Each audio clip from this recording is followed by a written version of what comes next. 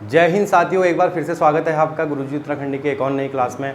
तो आप सभी को पता है कि हमारी जो यहाँ पे कोई सीरीज़ चल रही है, कुछ ऐसे टॉपिक्स हैं जो हमें आसानी से नहीं मिल पाते हैं और क्या होता है कि पेपर में वो अक्सर देखने को मिल जाते हैं। तो उसी का आज एक और नया पॉइंट है आपका पर्वत शिखर, यानी कि पर्वत चोटियाँ, ग्लेशियर भी जिन्हें आप कह सकते हैं। ठीक है, तो आपके सामने दिया हुआ है जैसे पर्वत शिखर, उनके नाम हो गए, कौन कौन से पर्वत हैं और उनकी ऊंचाई, उनके हाइट से लेके हमेशा क्वेश्चन आते हैं। किस तरीके से आते हैं वो भी मैं आपको बताता हूँ, और वो जनपद, कौन से जनपद में वो पर्वत स्थित है, इस तरीके के क्वेश्चन। अब सबसे पहले यहाँ पे को देखते हैं नंदा देवी पश्चिमी। ठीक हो गया, इसकी ऊंचाई 7817, ठीक हो गया, 7817 इसकी ऊंचाई है, जो कहाँ है आपका जनपद कौन सा है, चमोली के अंतर्गत स्थित है। ठीक हो गया। अब उत्तराखंड की सबसे ऊंची चोटी की बात अगर करें तो उत्तराखंड की सबसे ऊंची चोटी कौन सी हो जाएगी आपकी, नंदा देवी। अब नंदा देवी तो सभी को पता है, लेकिन क्या है कि नंदा देवी पश्चिमी जो है वो सबसे ऊंची चोटी यहाँ की उत्तराखंड की मानी जाती है। ठीक हो गया। उसकी हाइट आपको पता चल गई, जनपद कहाँ है, चमोली में हो गया। ठीक है, तो पहला ये देखा जाएगा सबसे ऊंची चोटी। ठीक है, उसके बाद दूसरे नंबर पे आती है आपका कामेट। कामेट पर्वत कह लो, चोटी कह लो या ग्लेशियर कह लीजिए इस चीज़ को। तो कामेट, उसकी हाइट क्या है 7756, यानी कि 7756, जो कहाँ स्थित है आपका, चमोली के अंतर्गत स्थित है। अब ये देखिए जो वाला पॉइंट है, नेक्स्ट पॉइंट, नंदा देवी पूर्वी। अब नंदा देवी पूर्वी और नंदा देवी पश्चिमी दोनों में अंतर है। पश्चिमी पश्चिमी होगी और पूर्वी पूर्वी होगी, पूर्वी साइड में। मान लीजिए फॉर एग्जांपल के लिए चमोली डिस्ट्रिक्ट है आपका, तो अब चमोली डिस्ट्रिक्ट का मैंने आपको बताया था पहले कि पूरब, ये पश्चिम, हमेशा आपकी राइट हैंड में राइट दिशा जो होगी वो पूरब की तरफ आएगी और लेफ्ट हैंड क्या होगा, पश्चिम में आएगा। ठीक है, तो अब जो ये चमोली डिस्ट्रिक्ट है, इसके अंदर जो पश्चिमी वाला भाग है, यानी कि ये वाला जो भाग है पश्चिमी का, उसमें कहाँ है, ये नंदा देवी, ये नंदा देवी वो हो गया आपका पर्वत हो गया। अब ये पूर्वी है, तो ये पूर्वी वाला भाग है। अब इसकी एक खासियत ये है इस पूर्वी वाले भाग की, इसका कुछ भाग तो आपका क्या है, चमोली के अंतर्गत आता है, लेकिन कुछ भाग क्या है जो पिथौरागढ़ डिस्ट्रिक्ट है, आपको पता ही है, इसी के ठीक यहाँ पे को ऐसे करके पिथौरागढ़ डिस्ट्रिक्ट है। ठीक हो गया, तो समझ चुके होंगे इस पॉइंट को। तो वो कुछ थोड़ा सा भाग उसका पिथौरागढ़ डिस्ट्रिक्ट के अंतर्गत भी आता है। ठीक हो गया, तो ये तीसरे नंबर की सबसे ऊंची चोटी हो गई 7437, यानी कि कहाँ है, चमोली व पिथौरागढ़, दो डिस्ट्रिक्टों में आती है, ज़्यादा भाग चमोली में है इसका। ठीक हो गया। अब है अभिगामिनी, अभिगामिन, ये बहुत इंपॉर्टेंट पॉइंट है, एक नया वो देखने को मिलता है आपको इसमें कि नया नाम। अब इसकी हाइट देख लेते हैं हम यहाँ पे को। सबसे पहले इसकी हाइट क्या है 7355, यानी कि 7355, ये कहाँ होगा, चमोली के अंतर्गत है।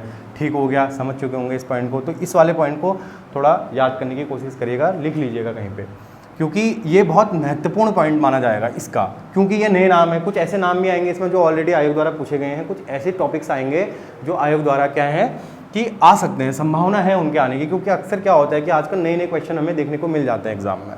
ठीक हो गया। तो उसी के बाद जो अगला है आपका माणा पर्वत। माणा पर्वत का बहुत से लोगों ने नाम सुना होगा, बहुत लोगों ने जाना होगा, कुछ लोग घूम के भी आए होंगे इस जगह पे। माणा क्या है, लास्ट का अंतिम गांव की जिसे संज्ञा दी गई है वो क्या है, माणा पर्वत, माणा गांव भी आप कह सकते हैं, सबसे हाईएस्ट वो मानी जाती है ये। ठीक हो गया। तो इसकी हाइट देखते हैं हम सबसे पहले 7273, यानी कि 7273, बहुत इंपॉर्टेंट है। कहाँ है, चमोली में है। इससे नीचे को जितने भी आएंगे सारे के सारे कहाँ होंगे, चमोली में होंगे। एक तरीके से आप ये कह सकते हैं कि इसमें ये सभी चमोली के अंतर्गत है। ठीक है। उसके बाद माणा के बाद है मुकुट पर्वत, बहुत इंपॉर्टेंट मुकुट पर्वत, ये भी माना जाता है मुकुट पर्वत। अब इसकी हाइट क्या है 7242, यानी कि 7242 इसकी हाइट होगी। ठीक हो गया। फिर बद्रीनाथ, ये भी बहुत इंपॉर्टेंट है। बद्रीनाथ क्यों इंपॉर्टेंट है, क्योंकि 4 धाम में से एक है। इसकी जो हाइट है ऑलरेडी आयोग द्वारा पूछा हुआ क्वेश्चन है। तो 7140, 7140 ये इसकी हाइट है बद्रीनाथ की। उसके बाद आता है आपका चौखंबा। चौखंबा पर्वत शिखर के बारे में ऑलरेडी आयोग द्वारा पूछा गया है 2021 के UPSSC के एग्जाम में। ठीक हो गया। तो चौखंबा कितनी है इसकी हाइट अगर पूछता है तो 7138, यानी कि 7138 इसकी हाइट हो गई। उसके बाद आपका नेक्स्ट आता है यहाँ पे कोई त्रिशूल पर्वत, यानी कि त्रिशूल चोटी जिसे आप कह सकते हैं। ये चौखंबा और त्रिशूल और बद्रीनाथ, इन तीनों के बारे में ऑलरेडी आयोग द्वारा पूछा गया। क्वेश्चन किस तरीके से बनेंगे वो मैं आपको इसमें भी बताता हूँ। ठीक हो गया। अब जो त्रिशूल पर्वत है, त्रिशूल पर्वत की जो हाइट है 7120, यानी कि 7120। ठीक है। वैसी चौखंबा की 7138, यानी कि 7138। वैसी सतोपंथ, लास्ट पॉइंट आपका देखते हैं इसका कि चमोली ये 7084 यानी कि सतोपन ग्लेशियर, कितनी हाइट पूछेगा 7084 यानी कि 7084 इसकी हाइट होगी। कहाँ आएगा पूछेगा तो चमोली डिस्ट्रिक्ट के अंतर्गत आएगा। ठीक हो गया, सब कुछ समझ चुके होंगे। अब क्वेश्चन पूछने के तरीके क्या हो सकते हैं इस बारे में भी एक बार बात कर लेते हैं। ठीक है, एक तो सिंपली जो क्वेश्चन आएगा इसमें से आपका पूछ सकता है नंदा देवी की जो हाइट क्या है, तो क्या क्या हो सकती है उसकी हाइट। 4 ऑप्शन दे देगा, मान लीजिए 4 ऑप्शन आपके पास आगे A, B, C और D, तो आप इसमें से क्या करेंगे A वाले में गोला लगा देंगे।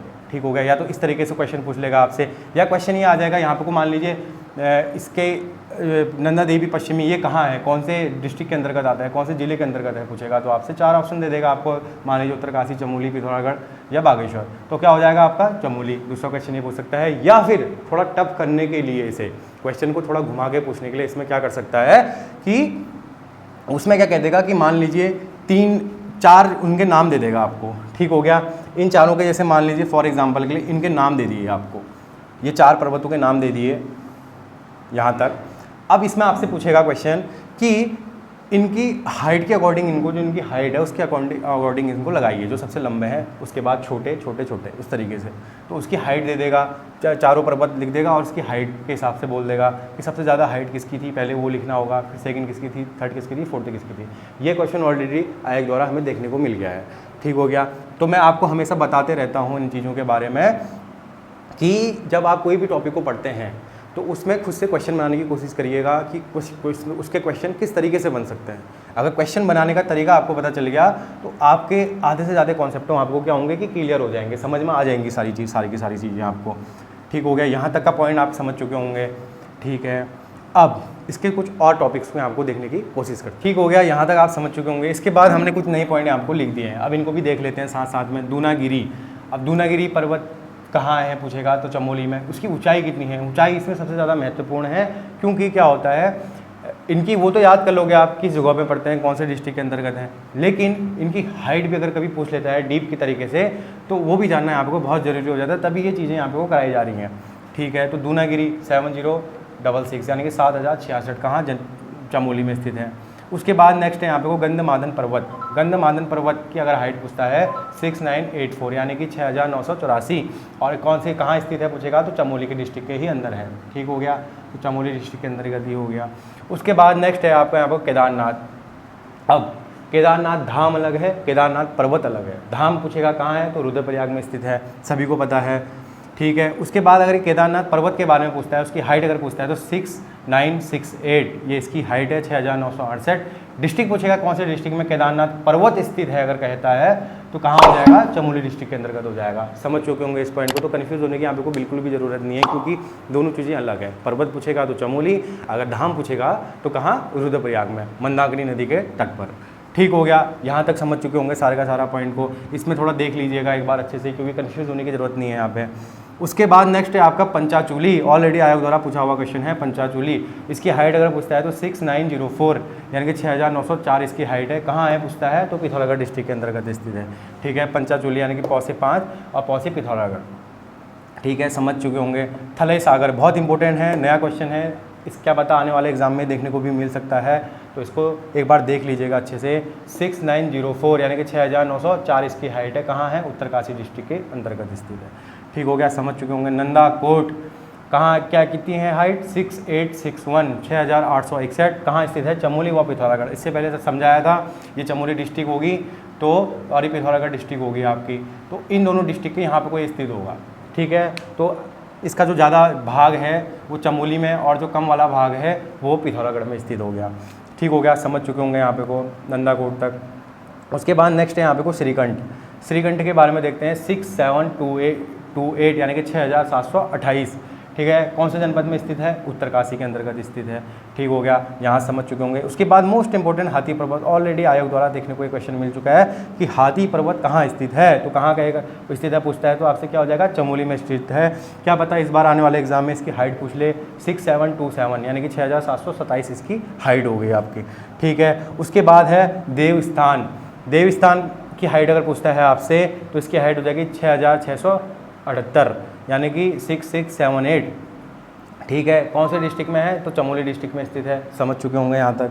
अब लास्ट पॉइंट है आज का नंदा घाट। ठीक है। नंदा घाट की हाइट पूछा है 6674, 6674। कहाँ स्थित है? चमोली डिस्ट्रिक्ट में स्थित है। तो ठीक हो गया बच्चों, आप यहाँ तक की सारी जानकारी समझ चुके होंगे। अब क्या करिएगा, इसको एक नोट बना लीजिएगा। नोट बनाने के बाद उसमें पर्वत शिखर करके हेडिंग डालिएगा और उसमें पर्वत शिखर, उसकी ऊंचाई और वो कौन से जनपद में स्थित है, इस तरीके से आप अपने नोट से बनाते रहिएगा। इसके बाद इसका एक और वीडियो आएगी, पार्ट 2 और आएगा आपके लिए, जिसमें आपके जितने भी और पर्वत चोटियाँ जो बच जाती हैं उनको भी हम यहाँ पे को देख लेंगे सारे के सारे, ताकि कुछ भी ना छूटे। मतलब एक बार जब आपके पास पूरा सिलेबस हो जाएगा, पूरा सिलेबस बन जाएगा तो टॉपिक वाइज, तो उसके बाद क्या होगा, आप उसको एक बार आज पढ़ेंगे, फिर कुछ टाइम बाद और पढ़ेंगे। तो पढ़ते रहने से क्या हो जाएगा, एक टाइम ऐसा आएगा कि सारे का सारा आपका पूरा कंटेंट आपके हाथ में होगा और उसको पढ़ने के बाद आपका एग्जाम आपको क्रैक हो सकता है। ठीक हो गया। तो 40 नंबर की उत्तराखंड में अच्छे खासे नंबर आप ले आओगे। ठीक हो गया। तो समझ चुके होगे यहाँ तक के पॉइंट को, और इससे रिलेटेड कोई और भी अगर पॉइंट होंगे वो आपको नेक्स्ट वीडियो में मिल जाएंगे। तो घबराने की यहाँ पे कोई बिल्कुल भी ज़रूरत नहीं है। तो ठीक है दोस्तों, मिलते हैं नेक्स्ट वीडियो में। Thank you.